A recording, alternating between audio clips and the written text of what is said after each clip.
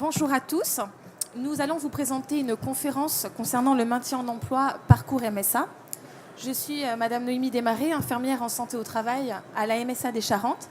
Je suis accompagnée du docteur Thierry Bosquet, médecin du travail pour la MSA Gironde. Et j'ai à mes côtés également Madame Louis, consultante maintien en emploi pour le Cap Emploi, et Monsieur Olivier Vanereux, excusez-moi, c'est mieux, pour le FAFSEA. Nous allons vous présenter le parcours maintien en emploi au sein de la MSA. Nous allons nous appuyer sur un témoignage vidéo d'un exploitant qui exerce dans la Charente-Maritime, qui a pu bénéficier du parcours maintien en emploi à la MSA. Nous terminerons par des témoignages de nos partenaires extérieurs, donc Monsieur Vanereux et Madame Louis, et nous prendrons un court temps d'échange à la fin et nous répondrons à toutes vos questions diverses. Bonjour, donc la Mutualité sociale agricole, qui sommes-nous? Nous sommes un réseau de 35 caisses de MSA implantées sur l'ensemble du territoire français et une caisse centrale.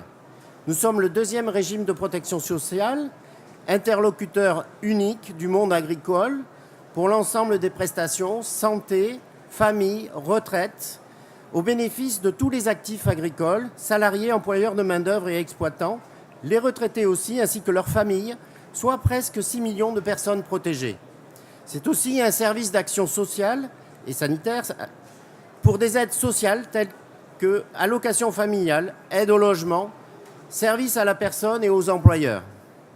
La particularité de la MSA, c'est le service de santé et sécurité au travail qui est intégré dans ces services avec une équipe pluridisciplinaire composée de médecins du travail, d'infirmières en santé au travail, de conseillers en prévention, d'assistantes pour un suivi et un accompagnement des actifs agricoles, salariés, employeurs, mais aussi exploitants.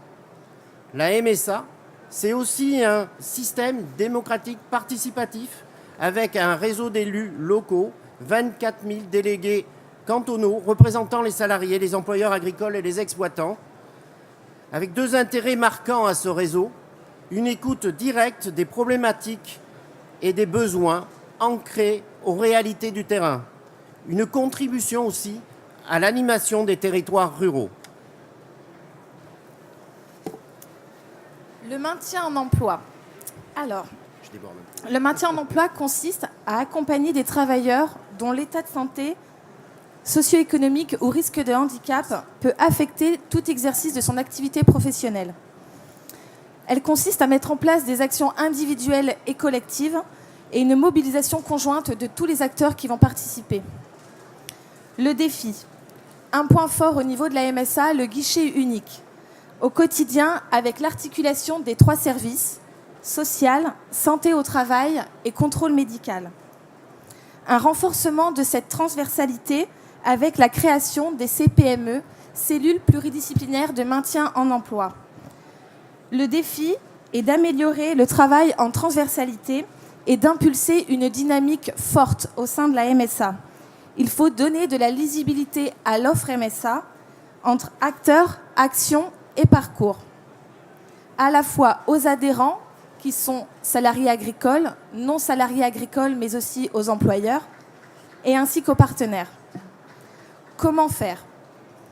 Il faut faire connaître avant tout le rôle de la MSA en matière d'accompagnement, en valorisant la diversité de toutes nos actions. La communication est aussi importante à travers nos élus MSA, les élus locaux, les représentants locaux et nationaux, et ainsi que nos partenaires aussi nationaux et locaux. Le contexte dû à la création du maintien en emploi, le vieillissement de la population, l'âge du départ en retraite qui a reculé. Suivant le rapport de décembre 2017 de l'IGAS, l'IGAS, c'est l'Inspection générale des affaires sociales, le rapport évalue entre 1 à 2 millions de salariés menacés à court et moyen terme par un risque de désinsertion professionnelle. Cela représente 5 à 10% des salariés, une proportion qui risque d'augmenter avec le vieillissement et le recul de l'âge à la retraite. Le bilan des 50 ans mis en place lors des visites de santé et sécurité au travail est important afin d'évaluer la nécessité d'une surveillance post-professionnelle, mais également afin d'effectuer et de faire un bilan des difficultés au poste de travail durant la carrière professionnelle. Quelques chiffres. Ces chiffres indiquent bien, que vous pouvez lire, indiquent bien la problématique posée et l'intérêt du maintien en emploi. Le nombre d'inaptitudes augmente avec ses conséquences, désinsertion du salarié, coût pour l'entreprise. La durée de l'arrêt de travail n'est pas un gage de qualité de reprise à temps complet. Certaines pathologies influencent la durée de l'arrêt de travail. 10% des arrêts de travail supérieurs à 3 mois ont un impact fort en termes de coûts. Ils représentent 60% de l'ensemble des dépenses. Le nombre de personnes concernées par une éventuelle perte d'emploi est important, 1 à 2 millions de personnes. Forcément, la question qui vient, c'est comment y remédier. Alors, nous allons vous détailler ce qu'il se passe à la MSA dans les CPME, les cellules pluridisciplinaires de maintien en emploi. Voici le parcours. Il est en 4 étapes. Un repérage, un diagnostic de la situation, l'accompagnement MSA et ensuite la situation finale à l'issue du parcours.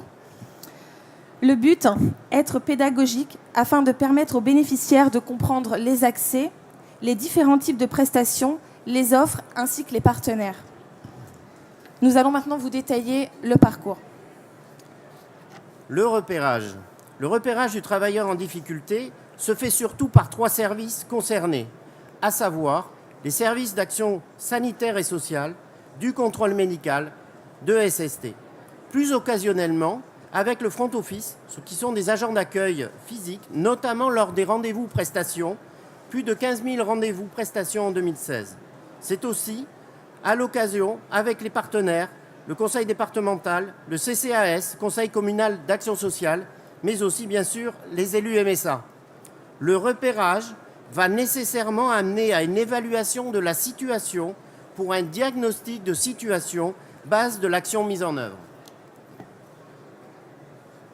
Ce diagnostic de la situation correspond au moment où la situation globale de l'adhérent est examinée en vue d'un accompagnement personnalisé.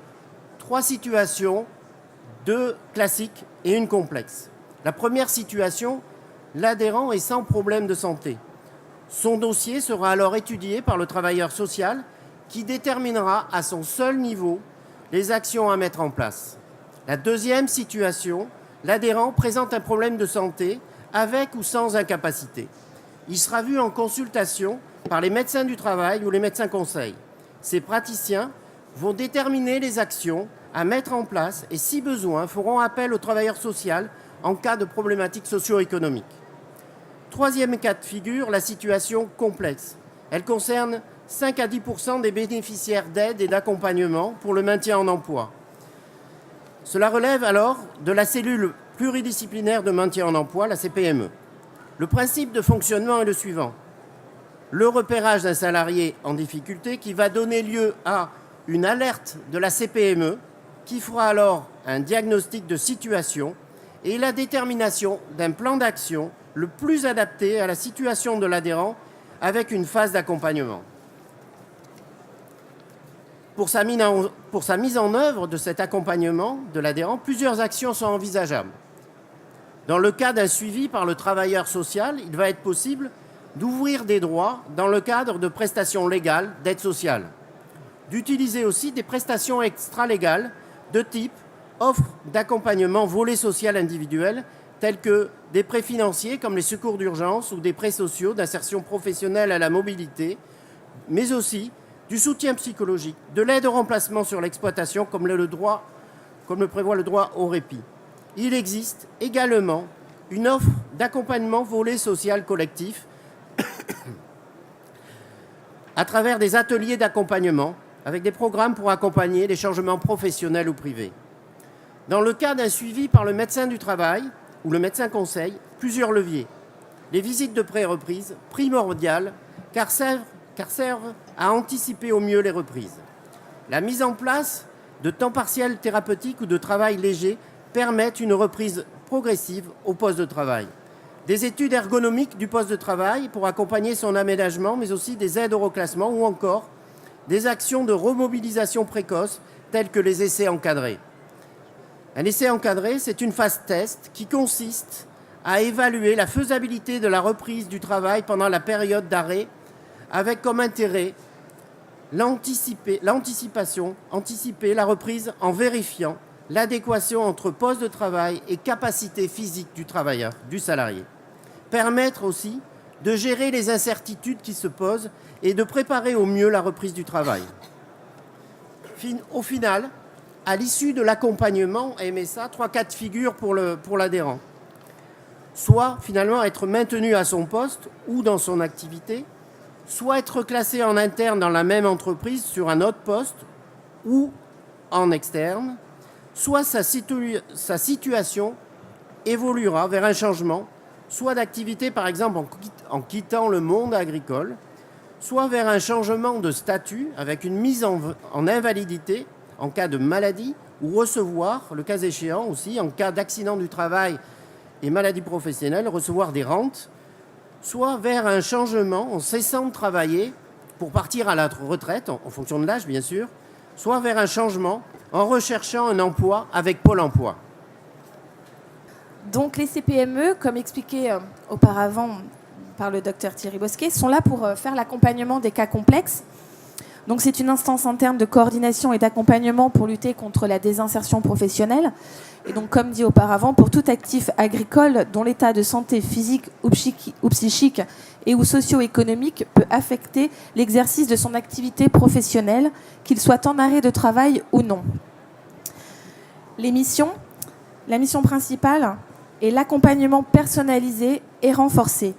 Il est important de faire une analyse de la situation globale, dimension sociale et économique, nécessitant la coordination des différents intervenants, internes ou externes, avec association de compétences diverses en tenant compte de la situation de santé économique et sociale.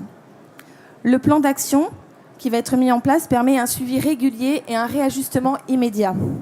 Il faut une harmonisation des discours des différents intervenants pour plus de cohérence, mais également un suivi régulier de l'avancement pour permettre ce réajustement.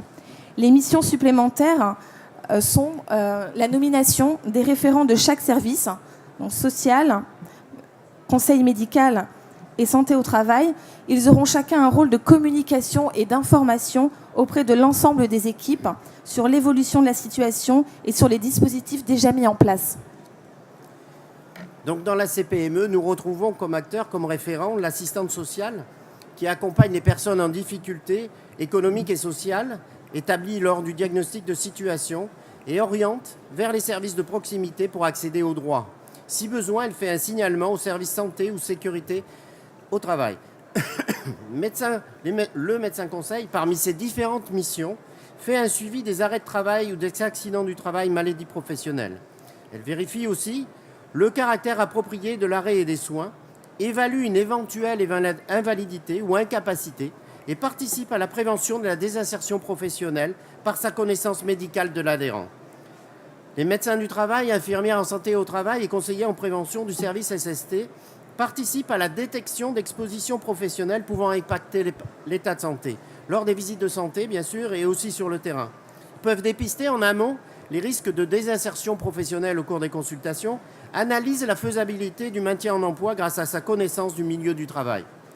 Donc, une équipe pluridisciplinaire en MSA, renforcée le cas échéant avec des partenaires extérieurs, comme le service d'aide au maintien en emploi, le FAFCA, qui sont à côté de nous, réalisant ainsi un travail en transversalité qui apporte une richesse de ressources adaptées avec des compétences différentes et complémentaires pour une meilleure efficacité.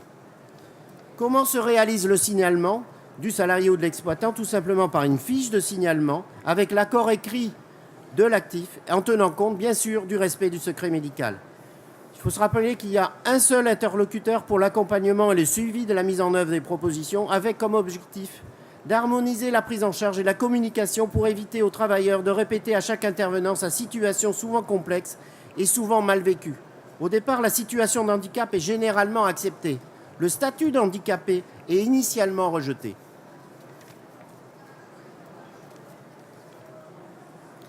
Nous pouvons rencontrer des freins à la mise en place de ces cellules par manque de précocité des signalements Il est important de faire une information systématique aux salariés lors des visites de santé au travail ou les bilans des 50 ans. Il est important de faire une information également aux employeurs et aux exploitants lors des CHSCT, des fiches entreprises. Il est aussi important de favoriser la communication avec les services. Nous utilisons les sites internet, le magazine BIMSA. Il y a également un manque de connaissance du parcours CPME. Il est important de faire connaître les circuits, les complémentarités et les dispositifs. Il faut diffuser l'information, il faut créer des relais efficaces. Il n'y a pas de visite de reprise systématique après un arrêt de travail supérieur à 3 mois. Il est important de faire passer l'information, de sensibiliser les médecins généralistes afin de pouvoir orienter les gens vers la médecine du travail.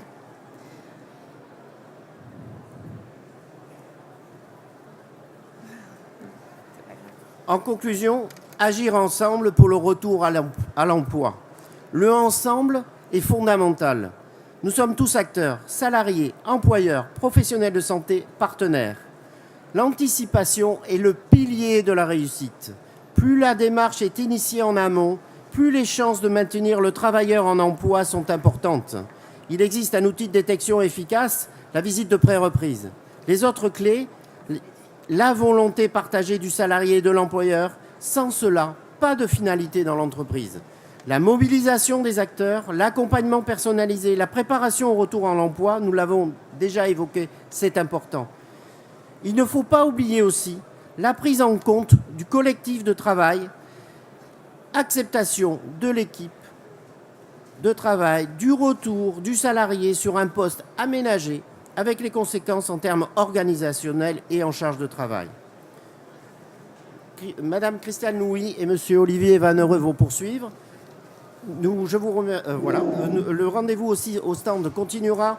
J'étends un petit peu parce que nous avons dans la salle l'équipe pluridisciplinaire au complet avec une assistante sociale des Charentes, Madame Mireille Doge. En MSA Gironde, nous avons le médecin conseil, Madame le docteur Cécile Duval. Et nous avons aussi le responsable de prévention des risques professionnels de Gironde, Monsieur Martial Weber. Donc vous pourrez les voir aussi sur notre stand le temps d'après. Je laisse la parole à Madame Louis. Bonjour. Donc, je vais vous présenter le pôle maintien, alors qu'on appelait jusqu'à il y a peu le SAMET. Voilà, donc ne soyez pas perturbés, c'est la même chose. Mais on va rentrer dans une séance de communication où on va vous expliquer ça. Donc, pour vous dire, le pôle maintien s'inscrit depuis le début de l'année dans un ensemble plus grand, celui du Cap Emploi, qui comprend aussi l'accompagnement vers l'emploi et le conseil en évolution professionnelle des salariés hors risque d'inaptitude, mais dont le handicap nécessite une intervention spécialisée. Donc nous sommes partenaires de la MSA depuis plus de 10 ans.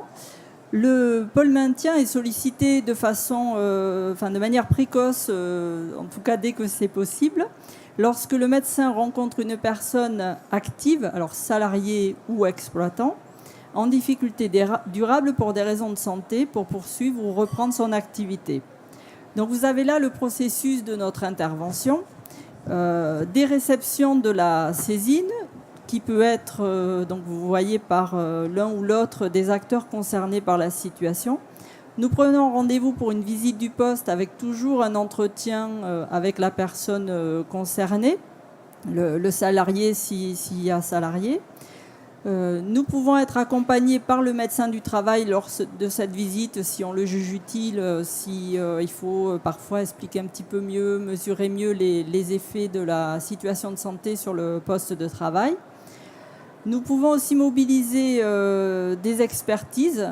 Alors, ça peut être le service prévention de la MSA, si on estime que leurs connaissances dans le domaine peuvent être complémentaires aux nôtres. Il y a aussi des prestataires AGFIP, donc notre financeur c'est l'AGFIP pour la partie privée et le FIPHFP pour la partie publique, mais là bon, on n'est pas trop concerné sur la partie MSA. Donc des prestataires AGFIP qui vont intervenir en tant que spécialistes sur des handicaps, enfin tous les handicaps visuels, moteurs, auditifs, déficience intellectuelle, maladies invalidantes et déficience cognitive.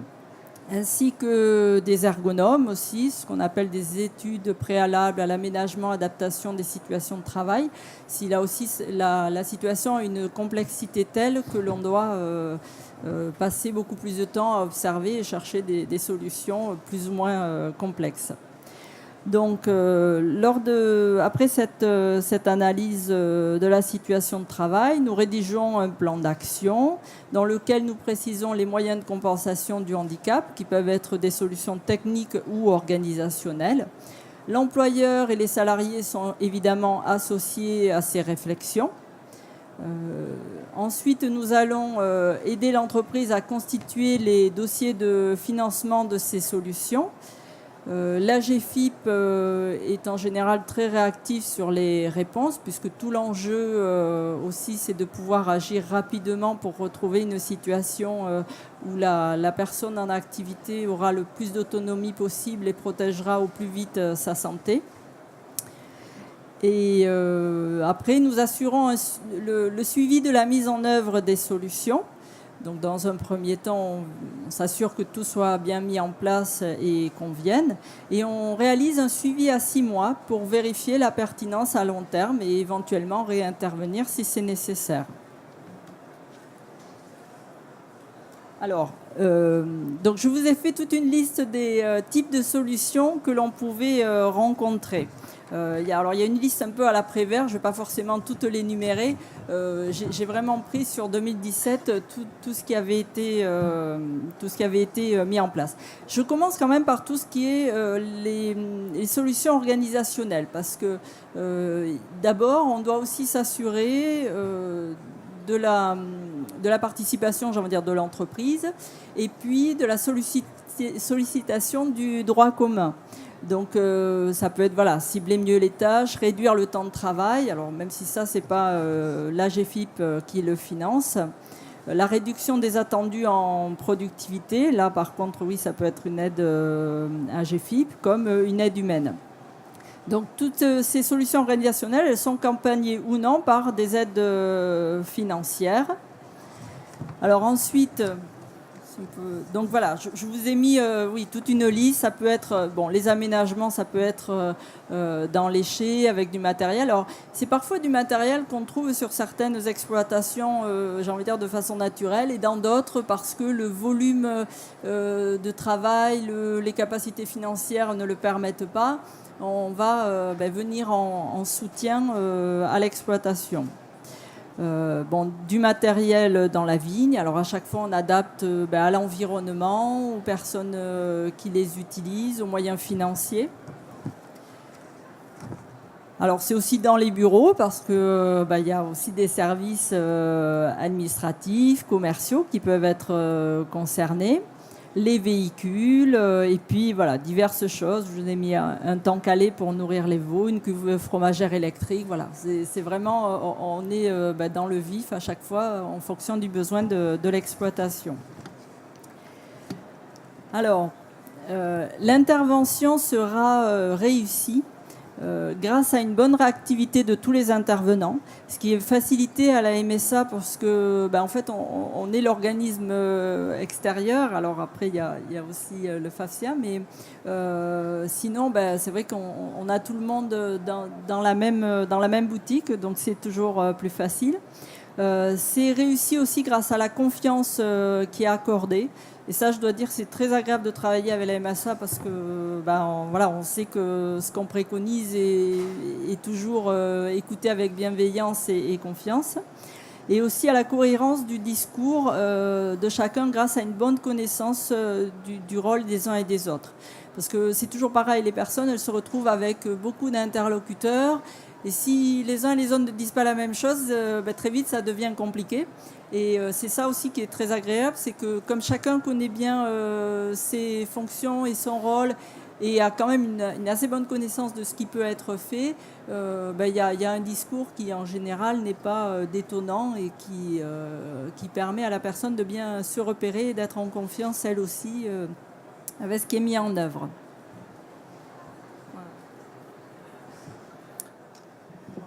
Monsieur Van Reux, c'est à moi, pour c'est la ça. suite. Alors, Je ne sais pas si je vais le faire comme ça ou plutôt comme ça. Ouais, c'est mieux. Donc bonjour à tous. Donc je me présente, je suis Olivier Vanheureux, je suis conseiller en évolution professionnelle au FAFSEA. Alors je ne sais pas si vous connaissez le FAFSEA. Alors s'il y a une personne qui connaît, c'est le Fonds d'assurance formation des salariés des exploitations agricoles. Donc de par mon nom, le nom de la structure, déjà vous vous doutez bien qu'on a un lien potentiel avec la MSA. Le FAFSEA, alors à chaque fois je vais lui faire des signes pour qu'elle puisse changer le vidéo. Voilà, super.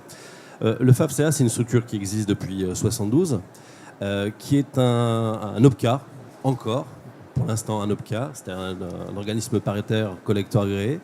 C'est-à-dire qu'il collecte des fonds pour de la formation. Et après, on finance des formations pour les entreprises. Mais c'est également un OPACIF, organisme paritaire agréé au congé individuel de formation. C'est-à-dire que dans ce cadre-là, le FAFSEA peut être amené à financer des formations pour les salariés qui sont en poste, mais pas que. Et on va en parler. Voilà. Après, on a un autre rôle qui est d'OCTA. Pour résumer, le FAFSEA, il a deux vocations, c'est d'accompagner les entreprises qui sont issues du secteur agricole, mais aussi, et vous l'avez compris, d'accompagner le projet des salariés. Alors, les salariés, justement, c'est mon rôle et ma mission en tant que conseiller en évolution professionnelle, c'est leur proposer d'un service qui est gratuit, alors qui existe depuis 2014, pour ceux qui le savent, hein, voilà. C'est un service qui existe depuis 2014, au même moment où la loi sur le CPF a été votée et mise en place. C'est un service d'information, de conseil qui se veut gratuit et neutre sur la question de l'évolution de la carrière. Et évidemment, le public qui m'a orienté, pour ma part, ce sont des publics qui sont en situation d'arrêt de travail par rapport à la MSA. Ce public me sollicite en me disant voilà, moi aujourd'hui, je ne peux plus exercer mon métier, c'est-à-dire que les solutions de maintien ne sont pas possibles et je dois changer de carrière. Alors tantôt les personnes ont des idées, tantôt les personnes n'ont pas d'idées d'orientation et moi mon travail c'est de les aider à mettre en place et à trouver des moyens, soit pour concrétiser leur projet, soit pour construire le projet. Donc je suis là, je suis la cheville ouvrière pour faire en sorte que les salariés qui sont en situation d'arrêt, qui me sont orientés par la MSA, puissent trouver des moyens tels que la mise en place d'un bilan de compétences, ou alors s'ils ont déjà un projet ciblé, d'essayer d'identifier quel type de formation ils peuvent mettre en place.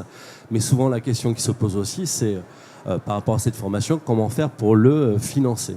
Et là, bien, on met en place ce qu'on appelle une formation hors temps de travail, qui est une formation qui permet à un salarié en situation d'arrêt de pouvoir mobiliser une formation et de mettre en place une formation en situation d'arrêt. Alors attention, il faut évidemment que le projet qui soit construit, à minima, et c'est l'évidence, soit en phase avec les conditions de travail possibles pour la personne et par rapport à ses réserves médicales, évidemment. Je dirais que d'ailleurs, un des objets de travail que je peux avoir avec le public, c'est justement, et avec les salariés, c'est justement sur ce point-là. Ce qui peut vous paraître, et ce qui peut nous paraître évident sur, là, attention, vous ne pouvez plus baisser le dos 5 kilos dans le secteur agricole et une personne qui vient vous voir en disant, voilà, j'ai un projet, c'est de travailler en tant qu'aide à domicile. Voilà, c'est mon quotidien. C'est-à-dire que je dois être là pour amener avec douceur, avec le plus de bienveillance possible, d'amener la personne à faire sa propre expérience. C'est-à-dire que moi, je ne suis pas là pour lui dire non, c'est pas possible. J'ai dit, écoutez, si j'étais vous, je connais une aide à domicile qui exerce ce métier, allez la voir, rencontrez-la et posez-lui des questions sur son activité au quotidien et puis par rapport au port de charge, au dos. Essayons de voir ensemble, effectivement, si c'est réaliste et réalisable. Si je joue le rôle d'interdicteur, vous avez compris, je ne vais plus avoir cette espèce de chose qui est essentielle quand on fait du conseil et de l'accompagnement, c'est de l'alliance de travail. Donc j'amène plutôt la personne à faire des démarches pour qu'elle puisse prendre conscience de la faisabilité ou non de son projet. Parce que si je lui exprime de tout de go, elle ne va pas en tirer une leçon, donc il faut et de toute façon, il faut qu'elle fasse sa propre expérience. Donc mon travail est vraiment sur la question de construction de projets, mais aussi de mise en œuvre, donc pour trouver des solutions. Alors, donc, la MSA m'oriente du public, mais après, je ramène le public à reprendre contact avec la MSA, notamment pour la mise en œuvre de ces projets de formation en situation d'arrêt, puisque ce n'est pas systématiquement accordé, hein, évidemment. Il faut que le projet de formation soit évidemment en phase avec la situation de santé de la personne. Et là, c'est pas moi qui suis habilité évidemment à évaluer ça, je peux que conseiller, mais c'est évidemment le médecin conseil qui doit le poser. Le médecin traitant aussi, pardonnez-moi, je l'ai oublié, c'est interlocuteur, c'est important. Médecin traitant qui, au démarrage, dit oui, je trouve qu'il est possible pour l'individu et la personne de pouvoir réaliser la formation et après, avec validation du médecin conseil. Et le FAFC1 intervient dans le cadre de la formation en temps de travail pour financer les frais pédagogiques de la formation. Voilà.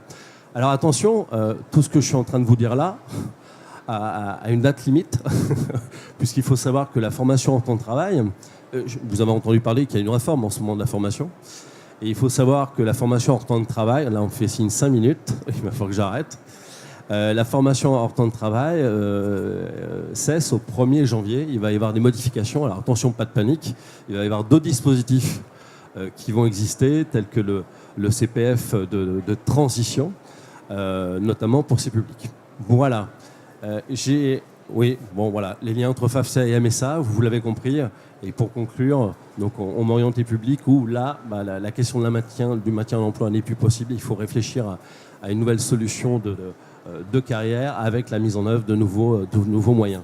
Alors nous, le mode opératoire est assez simple, c'est-à-dire que l'assistante sociale ou les médecins, tout simplement, donnent mes coordonnées aux salariés, voilà, qui me contactent en direct. Et puis, on prend rendez-vous le plus rapidement possible. Alors, par rapport à mon service, attention, c'est pas forcément qu'un seul entretien. Je le dis comme ça, alors il y a quand même des limites. C'est autant d'entretiens que de nécessaire. Voilà. C'est-à-dire que j'ai un luxe assez important. C'est-à-dire que j'ai pas une prestation qui est, je dirais, cadrée dans une temporalité. Je peux voir une personne pendant 3 ans d'entretien sur un premier mois. Je peux la voir sur un deuxième mois pendant 6 heures s'il le faut. Voilà. Donc j'ai un cadre de travail et d'ouverture qui est assez important et qui permet en fait, d'être assez agile dans mon conseil et dans la réactivité de mon service. Voilà. J'arrête parce que je pense que j'ai écoulé mon temps. Voilà. Si vous avez des questions par la suite, je pense que vous allez avoir un petit temps. On va vous donner la parole. Voilà, je remercie Madame Louis et Monsieur Vannereux d'avoir participé, je dirais, à notre conférence. Écoutez, je vous remercie en tout cas de votre attention et donc bienvenue au stand si vous passez.